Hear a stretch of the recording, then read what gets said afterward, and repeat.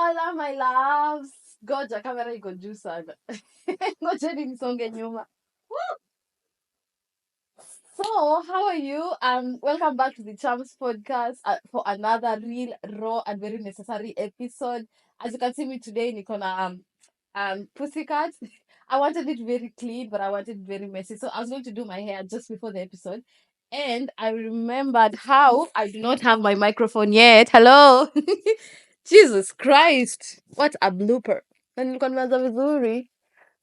Okay, let's start over.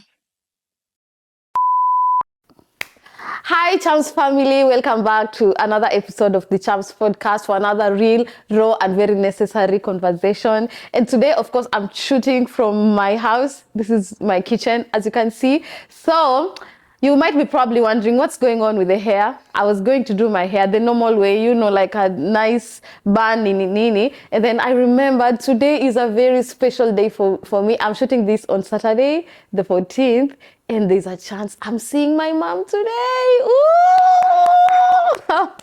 My parents are visiting us from the overseas. Now it is this best news that I cannot contain myself. So I thought, what do I remember the most about my mom? Growing up, she used to shuka me easy pussycat sana.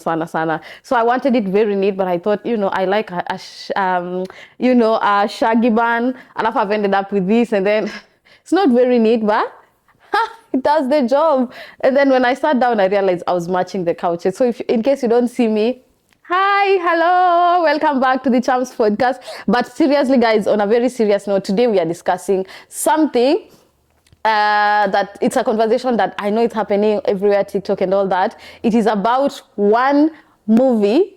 Is it a movie or a series? I think it's a series, I'm not sure. One very small thing that's happening on Netflix. It's not very small, but it's not a very huge series, kama kina Blacklist of 7-8 episodes. So this movie, people have been watching it, and then there have been conversations online about how people have cried about it, how people have felt very emotional about it. Alafu pia kumekuwa tu na backlash. Duh, this movie, you should know it by now, inaitwa Straw. I hope you have watched it because I don't want to spoil it for you. By the way, first of all, congratulations to me because I'm recording this a week after I've watched it. Yani nilikuwa so tempted. Immediately I watched, I was like, man, get the camera, get the lights. But nikajiambia, let me wait for my darlings when I watch. Watch. Aki, I hope mume watch. I watch you. I hope you peer pressure ya social media ilikuingia because hata mimi of course I was going to watch it, but songesha camera bado mbele so that I'm on your screen. Wow, actually this is better. Of course I was going to watch it because I like to watch movies, man. I like to watch series. I can mimi ni mfupi. I can spend my whole weekend kama niko free nikiwatch catch up na series. So I love series, and I love my friends who love the series with me. So tuna update yana like, kai nimefika hapa, mtu anakutumia screenshot, tunamwambia we do not spoil it for me. So yeah, so I've watched Straw. I was going to watch Straw anyway because I love Tyler Perry, and if you remember kulikuwa na series yenye imetoka kutrend juzi ya Tyler Perry, ni ile yenye oh my god ilikuwa inaitwa Tyler Perry hiyo yenye My Wife is Dead. If you haven't watched it, nitakufanyia nini. Of course, Beauty in Black. So I hope you've watched Beauty in Black on Netflix.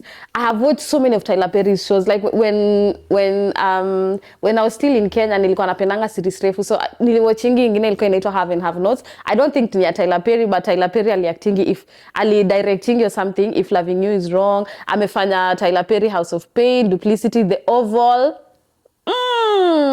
Diary of a Mad Black Woman, that's just very comedious. Hiyo ni yake tu zile when he acts as Madea. But if you didn't know, Madea is actually Tyler Perry mwenyewe. Divorce in the Black, Madea's Happy Big Family, Acrimony. Acrimony was actually very heavy, and then of course kumekuwa na Now Straw and so many others like Gone Girl. I didn't know Gone Girl ilikuwa yake, Fall from Grace. He's done some very good series. But sasa so it brings us to today's conversation. When you watch the series, and you go through, for example, when I was going through my IG stories, everyone is like, oh my God, oh, this movie made me cry. Oh my God, I'm very emotional. Oh my God, this has triggered. So see, me, I was like, let me go watch. Because first of all, I'm a very emotional girl. Hata mimi nikiwatch movie yenye watu wanapendana alafu nione kama tuseme a small brother and a small sister, they have to say goodbye to each other. You know, I cry. You know, like, mimi ulia vitu kidogo sana. Kuna series zingine nimelia sana. Nililia ilikuwa inaitwa Maid. I don't even know why I was crying, but you know, I'm emotional like that. I'm a sweet, emotional girl like that. So, I thought, wow, Stro sasa ndio itanimaliza. And it happens that when I was watching Stro, I was going through something else. So I was like, nitaenda kulia, yo macho zenye nafaa kulia kwa, about that thing. And then niongeze na ya Stro, no one will notice. They will think I'm crying for the movie. Because nalianga so embarrassingly sad. Kama tuna watch na watu, I want to hide, but for real, I am in tears. So I watched Stro. Hey, nimeleta hii story kutoka mbali. So I watched Stro, and it's the first few minutes, I'm thinking, wow, it is featuring Taraji P. Henson, and Taraji is a very good actress, very good. I first saw her kwa Empire, akiwa Cookie Lion. I don't know where you guys first saw her, but she is an amazing black actor. So I thought, wow, it has this girl, and it's coming, and you know, she's doing all these things. So I don't want to spoil it for anyone who hasn't watched it, but sana the movie is about a woman who just struggles, akona financial struggles, and then she has a sickly child. Her daughter is 8 years old, and then she has to provide for this child. Akona issues at job. Remember, ni single mother, anaishi in the hood, so kubalance between kukimbia job na kusupport mtoi wako shule. And you know venye, especially huku, huwezi acha mtoto peke yake nyumbani. Saa zile mtoto akimaliza shule, akitoka shule lazima ukue hapo.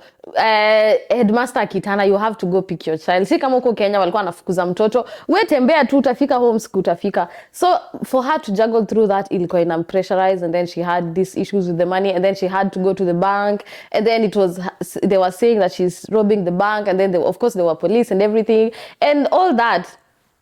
So I kept watching, and I'm like, minute 2, 3, 10, 15, 16. Brenda, where is the tears? Ati nikajambia, ama I am so broken from what has happened to me. This is not going to make me cry. Like, where is the tears? So sasa nikasema mi nitaposti kitu uko IG niambie watu, like, munalia nini? Because it's not even making me cry. Like, na mimi ni mtu wa kulia anything. Like, at a speech, at if I'm having a conversation with my friend and they can say something that makes me cry. Like, you could literally text me, hey Brenda, I was checking on you, na mimi nilie. Like, you could comment, right? Go to the comment section and say, hi Brenda, I love your content. You know me, I will cry. Like, literally anything makes me cry. So much so that when I watch Stro and I'm not crying, I thought something must be really hard inside me. But sasa kitu ilinipea hope ni, I go through IG stories and I realize, like, not everyone is crying as well. So I thought, then there's definitely something. So nikakuja kurealize the only reason why I am not crying is because sija relate na hiyo kitu. And you will find that most people who are crying ni watu wenye wana relate na motherhood, alafu single motherhood especially, alafu sasa, you know, being a black someone, alafu it happens to...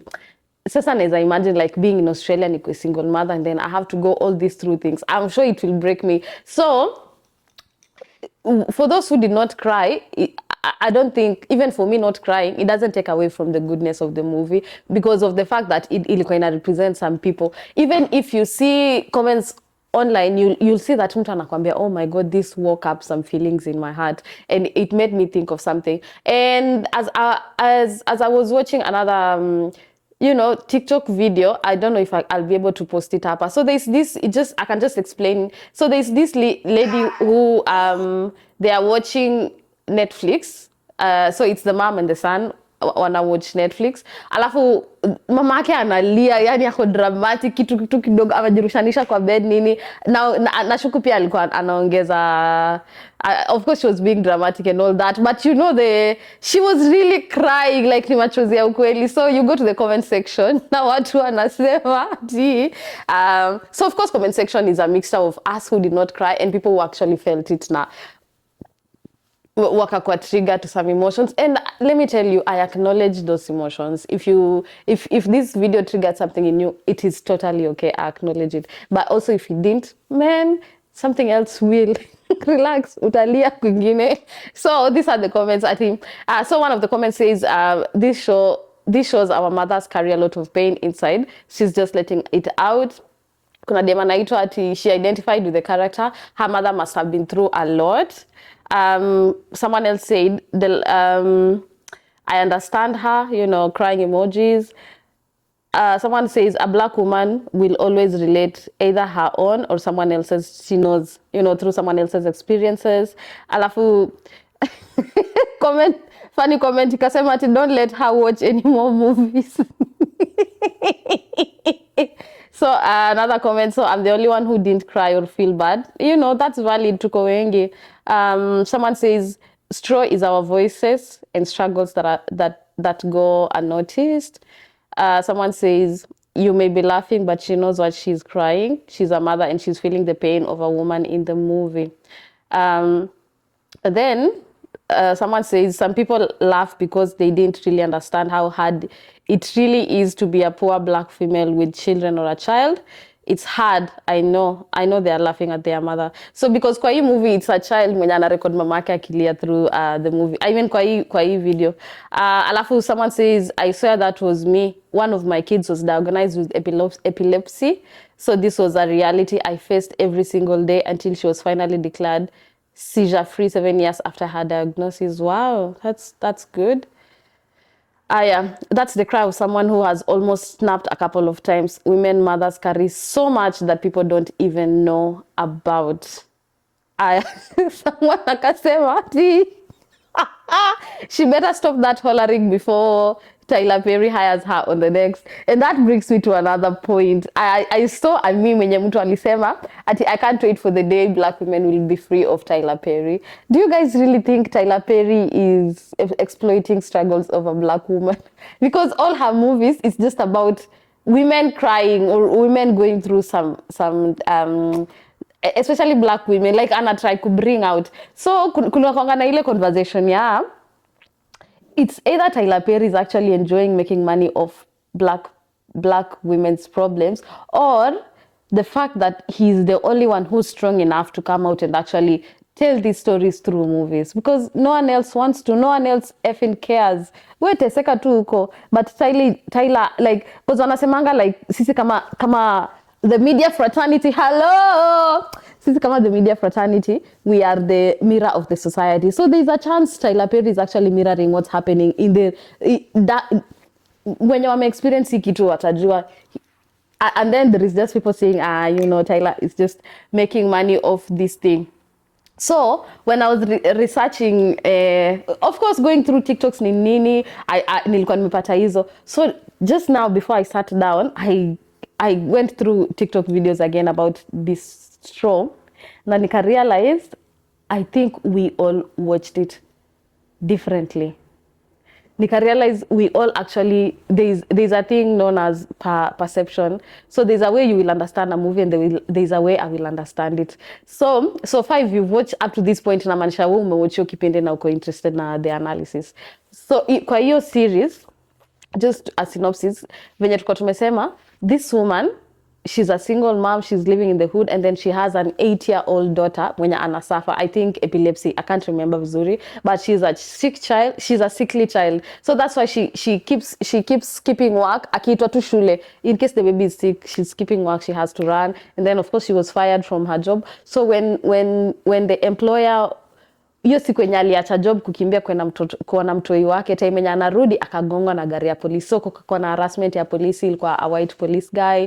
And then of course by the time she's reaching back to work, alikuwa amepewa only 30 minutes break, I guess. I think zile zinaambiwa be back here by 30 minutes, alikuwa anafanya job kwa supermarket. So unajua venye super line ni refu. So by the time she's coming back, ashachelewa. So boss wake akamwambia, bro, you're fired. So dem akamwambia, oh my god, akaja kujiexplain ni nini akataliwa. So hiyo siku morning, landlord wa huyu dem alikuwa amemwambia, lady, if you don't pay your rent today, na kutupa. Huyu mama akamwambia usijali juu anyway leo ndo napewa cheki yangu, nalipwa leo. Sasa saa zile boss anaenda kumfire, akamwambia boss wake nini, akaja kujiexplain, boss akakataa, akamwambia sawa, kama unanifire basi we nilipe nini yangu, mimi niende nipe payment yangu ya last week.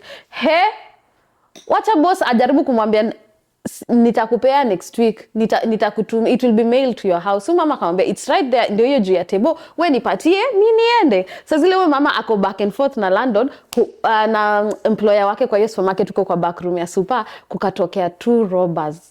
Our robbers wakakuja waka cock de nini. So sasa zile wameiseti kukakuwa au robbers wakasoma jina ya udem. Unajua kama venye mnaendanga HK imeandikwa hapa Belinda. Wakasoma Belinda. Huyu mama alikuwa anaitwa Janaya. Wakashout Janaya. Sasa si boss wake akamwambia, "Oh my god, mnajuana na hao watu because how comes wanakujua jina?" Sasa kajaribu kuexplain akasema, "No, I think wameona nini yangu, wameona name tag yangu." So I can't remember what fracas happened, but what ended up is this chick ali nini boss wake hapo tu shushu na one of the robbers shushu, sijata alipata aje gani, nimesahau hiyo part because by that time I was already. So after me shushu akachukua check yake akatoka. She didn't steal anything, she didn't rob anyone. Akatoka akaenda. Sasa akaenda kwa bank ku cash the check, but by the time anaenda bank amebeba bag ya mtoi wake ilikuwa na science project, na hiyo science project ilikuwa ina beep, so inatoa hizo RGB lights, inakaa kama bomb. Sasa amebeba hiyo bag na amebeba gun. Sasa unajua uko kwa bank anajaribu kuambia, "Please munitolee pesa zangu, I just want to cash out." Anaambiwa wapi ID? Anasema nyinyi mnanijua, sina ID yangu, lakini mnanijua, wacha niwaambie, this all is happening in a day. Nyinyi mnanijua, akame all the time. So kulikuwa na dem fulani hapo kwa hiyo teller anaitwa Tessa. Huyo Tessa alikuwa anaitwa Tiza yani huko English. Huyo Tessa like her acting was just huyo dem anamwambia sasa huyu Janaya akamwambia, "Bro, ndio hii hapa ndengu." Mtu anaitanga ndengu. "Ndio hii ndengu na dai nitolee pesa bwana, harakisha." Sasa unajua of course ukishatoa ndengu washa alert polisi, ishakuwa whole police case, there is police officers everywhere nini, and then alafu sasa si udem anajaribu kulia, anasema, "Mimi nataka tu pesa zangu, munipe tu ndo zangu mimi niende."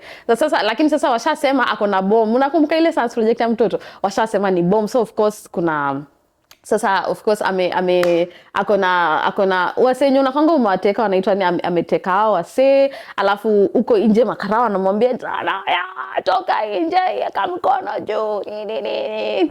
So ni hiyo back and forth, udem anamwambia, "Mimi nataka tu pesa, ni $521, munipe tu cash, mimi nipelekee mtoto wangu lunch anahitaji $40 ya lunch, mimi niende." You know, sasa hizo imagine mtoi wake anamgoja huko shule, sasa mtoto akachukuliwa. So kwanza alitoka job akapata vitu zake zimerushwa hapo nje, mtoto amechukuliwa na services, child protective services. Juu of course hana nyumba, like she's been thrown out, hakuweza kulipa rent nini.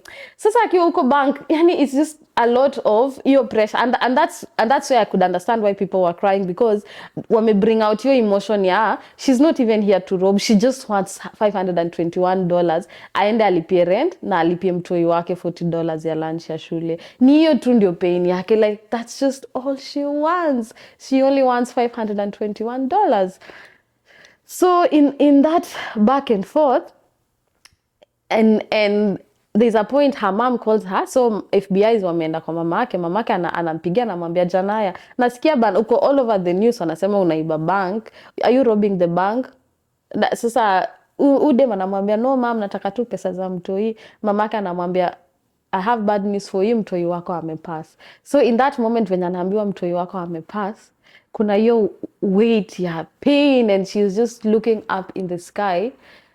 Remember hii setting bado ako ndani ya club, ndani ya bank, ako na hostages na ameshikia gani, hiyo ni vitu zake. Anaangalia, ana face tu juu. So venye ana face juu anaonyesha memories, akipeleka mtoi wake shule. Akiamka kwanza asubuhi juu inaanza kama anaamka na mtoi wake, anamosha na mdrop shule nini. So at this point ana reminisce moment, na ukiona kwa this time akienda kuosha mtoi, hakuna mtoi anaenda kuoshwa.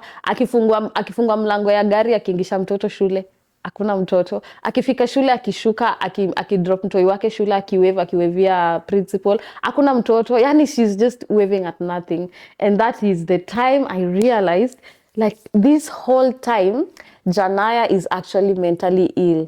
Mtoi wake hayuko, mtoto alipass akiwa hosi. So she, even all these 8 years, she's just been living something yenye si ukweli. She doesn't live with her daughter that knows exists. Her daughter is not even sick. Ako na madawa kwa nyumba, anashinanga kibayanga mtoi wake.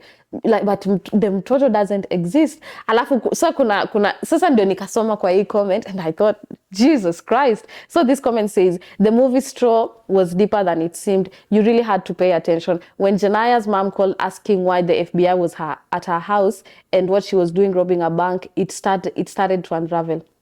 You know, as Janaya tried to explain, you realize she had already mentally checked out long before. The moment she was shown this, she was shown at the school supposedly dropping off her daughter, something felt off. That's why the principal looked at her strangely. Her daughter had already passed. She was suffering from something like a phantom life syndrome, still following routines from a life that no longer existed. She couldn't let go, and in her mind, her daughter was still alive. When the flashback showed her crying over the empty hospital bed, it made sense. She knew her daughter was gone, but her mind just couldn't accept it. The grief was too much. Her daughter's death has had the final blow, the last straw. And that's the thing about grief. It doesn't just break you, it rearranges you. And sometimes you still don't even realize how far you've gone, how far gone someone is until it's too late.